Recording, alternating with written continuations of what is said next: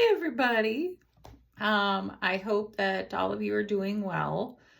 For all of those people that have been watching these videos, I thank you. I thank you for the feedback that you've been giving me. It really does encourage me to keep going and sharing my message. For those of you that this might be the first video that you're seeing, welcome.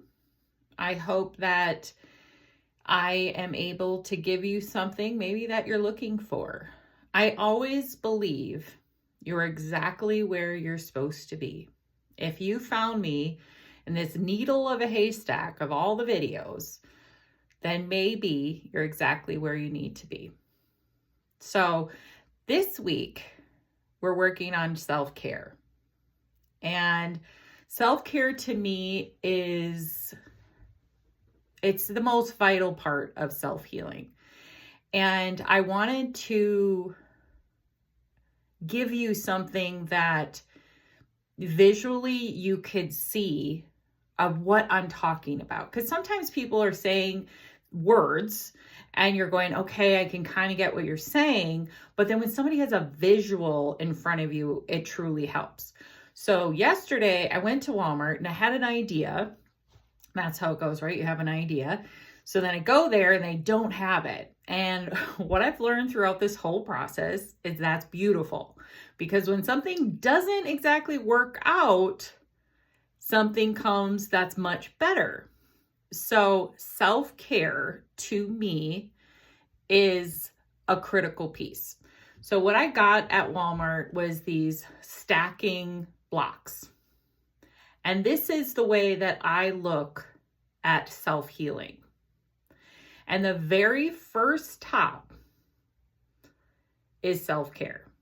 So you can see, like, I can't open this up and get to the next levels of my self-healing journey without self-care. It is the critical piece to everything that you can find below. Everything that you see in here, each block, you have to go layer by layer. And you can't go to orange down to light blue without going through yellow, green, and darker green. Everything has a purpose in doing it. It has challenges, it has triumphs, but each layer sets you up for the next layer. But this one on the very top, that's self-care. When we think of self-care, it is the heart of self-healing. It is the reason that it makes your self-healing journey work, or it sets you up for failure if you don't do it.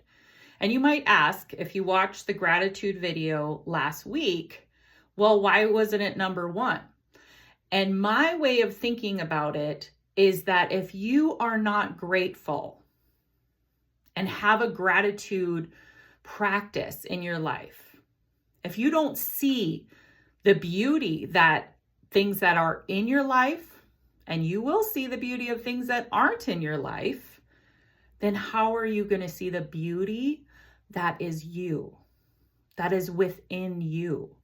So that is why gratitude is my very first practice, because without looking at the beauty that is around you, you will never see the beauty that is within you. If that makes sense to you, if that resonates with you. So self-care, I wanted to give you a little bit of background why this is so important to me. If you saw my story that is on my page, it's the very first thing that I shared on this page. That was, I would say, number 2 of rock bottom, but I had a number 1. And you know, when you have your story and you have hindsight and you're like, oh, if I just would have done this differently, if I just would have maybe had something, I could have changed. I could have been more aware. That is why I'm making these videos. That is why I'm going to make books available. That is why I'm going to do webinars. That's why I'm going to get this information out there. It is a culmination of all of my experiences, all the knowledge I've gained, all the insights that I have been given. So let me start with my story. And as all stories go, they start at the beginning. So I had a childhood that was dysfunctional. My house was dysfunctional. There was love there for sure. But my parents did not have the tools because they were not taught the tools, and then they were not taught the tools. So they did literally the best they could with what they were given. So there's things that I learned in childhood: resilience, bravery, self-care, and the willingness to believe the impossible is possible. I never thought when I was younger that I couldn't do something. I would just be like, the feeling of like, oh, I haven't done it yet. So you could say I was a partier. I was the life of I just had so much life in me. And everywhere I went, I took that amount of energy and love. And I truly made the best out of my life that I was given. And the most beautiful thing is all the moments that I did have that I do remember. There's not a lot of childhood memories that I have that I do remember, but it's interesting on this self-healing journey that some of the memories start to come back. These little treasures, these little things that you're like, oh my God, I do remember that. So that's something to look forward to. And even if it doesn't happen, then maybe it's not supposed to. But anyway, so back to my story. So I am living life, doing my thing. I have great friends. I have, these wonderful opportunities that I'm getting into. And the one thing I did learn from childhood is nobody is going to give me anything. Nothing. If I want something, I have to go out and get it. I started working when I was 13 years old at a grocery store, the Jubilee in Duluth, Minnesota. And it was a wonderful experience. So I have been working since I was 11 or 12 babysitting, and then I got a job at 13. I have an incredible work ethic. I was a go-getter. So I was dating this older guy that I should not have been. And my sister said to my parents, like, don't tell her not to date him. I'm going to give her a one-way ticket to Connecticut, and she will want to leave here more than she wants to date him. And she knew me. She knew me really well. So they presented this ticket and they said, Jen, you can go, but it's a one-way ticket. And I took it. And so I left for Connecticut. I landed on my feet and I called the guy and I'm like, oh my God, I miss you. It's been so long. And he cheated on me within 24 hours. And I confronted him about it. And he said to me, well, what do you think? I was going to wait? I was like, oh my God, when we're younger and you just do things, and it was the best decision that you ever made. That was it, is leaving and being on my own. So I'm in Connecticut. I'm on my own. I lived with my sister a little bit, but she helped me find a place. I met this incredible guy that, there was a couple that I lived with, and beautiful, wonderful people. I learned so much. In that year, it was difficult too, because I'm 18. I'm around a bunch of older people. Like most people are in college, and I'm working, living on my own. But in that time, it was nice for my own self-development to do what I want, when I wanted to do it, and find out who I really am. So I'm going along. It's a year later. I end up going out with this girl, and we end up at this dive bar, and this guy walks in, And I was looking for a particular guy because we have these instances where like guys just want one thing and that's it. And I was like so over men and I was done. But he walked in, he goes, "Oh, I'm in a fishing competition." And I said, "Oh, I love fishing." But I still didn't believe him. I'm like, okay, he's at a bar, whatever. And he goes, "No, give me your number." And I said, "Oh, okay, fine. I'll give you my number." So he ends up calling me a day later on time, and we set up a date, and he picks me up, and we have been together ever since. For 30 years, we've been together. I can tell you that I didn't feel seen in my childhood, but when I met him, that was the first time I felt seen, heard, validated, and I didn't have to be anyone other than myself around him. I really felt safe too. So I met the man of my dreams, and we are off on an adventure. We are ready to go. So we landed out in South Dakota for a little while. I ended up taking a college class, and college wasn't really brought up in my household, so I didn't think I was capable of it. But I went to this one class and I was like, "Oh my God, I can totally do this. This is me." So I went to that class and I was like, "Okay, I'm going to college." So we ended up moving back to Duluth, Minnesota, went to the University of Wisconsin-Superior. I got my degree. I had 2 kids, my beautiful, wonderful children. My husband and I found 30 acres over by this lake. It's called Island Lake. And it was beautiful. Like, you are standing on the hill and looking at just trees and this big pond. It was gorgeous. So we got a double wide, we put it on there. I literally had the picket fence in the back because we lived in so much wildlife. I didn't want my kids to be in the back and then we worrying about wildlife coming up. And we did have wolves that would come up to the edge of the property and my German Shepherd would push them back. But literally had it all. I had my husband. And in the meantime, I have my own career. So I graduated from school and I got a job working for, it was called the Area Woman, and then it was called the Woman Today. And I had the best boss, like one of those people that you work for and you feel blessed just knowing them. And it was incredible. And then I had, my job was to basically work with small businesses and tell them about the Woman Today. And I can tell you my job was to sell advertising, but it was about connections. It was about meeting these small business owners. And I can say after meeting them, they are the hardest working people I have ever known. They give their all to their vision, to their passion. And I loved getting to know each and every one of them. So I have a career. I have 2 beautiful children.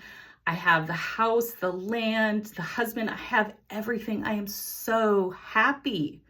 And I'm taking care of myself. And then in 2003, I got an unknown illness. And I was never diagnosed. So it's a long story, but for 11 years, nobody had answers for me. They said it was a muscle disorder. So the doctors would send me to the psychiatrist. The psychiatrist would send me back to the doctors. And this went back and forth for years. And this is why I'm bringing up self-care. Because I did not back then have somebody say, "Hey, I can't help you physically. I can't make your physical body do anything. Right now, you feel like you're in the midst of this storm, this chaos. But what I can do is start with 5 easy steps to work on your thoughts, because that is the only place that all of this can have solutions. And they might bring you answers, maybe not the answers you want, but the answers you need. But it would have gave me something when my life was so out of control, to give me control of something. And that's why I'm so passionate about self-care. So we're about 10 years in, and I am downstairs and I fall on the ground, and I have what would be considered like epileptic seizures. So I would fall down, I would be non-responsive, but I would know everything that's happening. And one of my kids just walked over my head. And at the time, I was so mad at my kid. But inside, it wasn't about my kid walking over me. It was that I was now completely invisible. That person that had it all, the house, the kids, the picket fence, the career, was sitting on a floor looking at dust bunnies underneath a couch. So it was the next day, I was upstairs in my room, and I was done. I was done being invisible. I was done being a head in a bed. And so I wanted to end it. I didn't make a plan or anything, but that's where my mind was. I was just done. And then this voice, you could say whatever it was. I really don't care. But a voice came to me, strong and loving, and said, Jen, you can do 24 hours.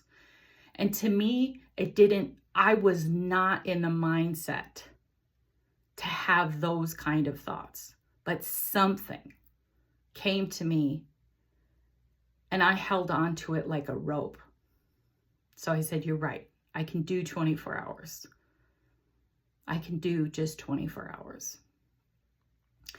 And that is why I am putting these steps together, because I want to empower you by simplifying the process.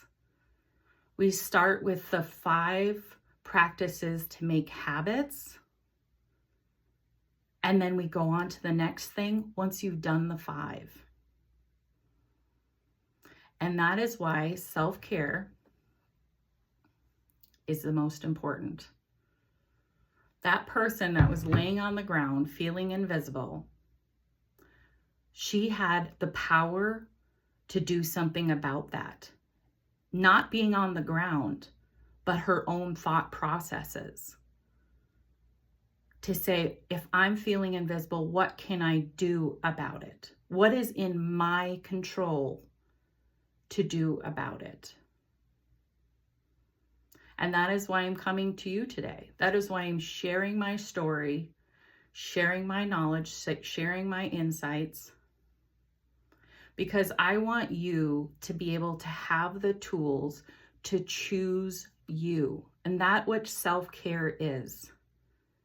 It is putting yourself as number 1, always.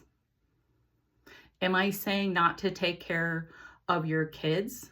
No, I'm not saying that. What I am saying is that person that was on the floor was not being able to take care of her kids because she wasn't taking care of her own mind. If I was in the right mind, if I had all the tools today, I would have made different decisions. I would have had more open communication with my husband. I would have been able to see where my kids are at, even in my own misery, in my own pain. I would have been able to see that and make different choices. So you have the choice too, to take care of yourself. Start your journey. So that way, when you start self-care and you open up another layer. Now, all these layers, somebody's like, we're so about achievables. Like, oh, I want to go from here to here in 6 days. No, I'm not offering you easy. I'm not offering you anything. I cannot heal you. And if you take my tools and it makes something in your life, It wasn't me that did it. Like we said about the car example in my why video, you are taking care of your car. I can hand you a wrench and I can say, here's the wrench, but you have to take that wrench, bring it to your car and fix it. So the only person that gets credit for you healing is you. You took all the steps. You took all these layers by yourself. Now, if Susie says, oh my God, Jen, I feel like I got to the next layer, you did. If somebody else is saying, man, I just scratched the surface, you did. There's nobody that is competing with you in your world. It's all about you. That is the only person that matters in this situation is you. And that is why self-care is important. So there's homework that I want you to do this week. Because one of my biggest things is that we can have a thought, like the gratitude that I talked about last week. A thought without feeling is a thought. So when we have a thought and we say it out loud and we do something about it, we are creating forward motion. Now that could be a very small step. That could be like, oh my God, I just got out of the house and walked around the block. I was size 22 and I took my dog and I walked 2 blocks. And then I walked 3 blocks. And then I kept going and I kept going. And then all of a sudden I was running up, straight uphill, if anybody's been to Duluth, Minnesota, stairs and running around the block. But I had to start with a block. So don't compare your steps to anyone else's. Your progress, how fast, how slow it goes, it's okay. So your homework for today, if you choose to accept it, is I want you to write a letter, a pen to paper letter. And I want you to write it, dear, and put your name.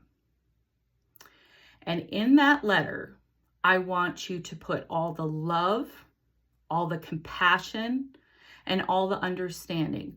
I want you to put in there everything that you've been wanting people to say to you, to hear you, to validate you. I want you to put it all on the page.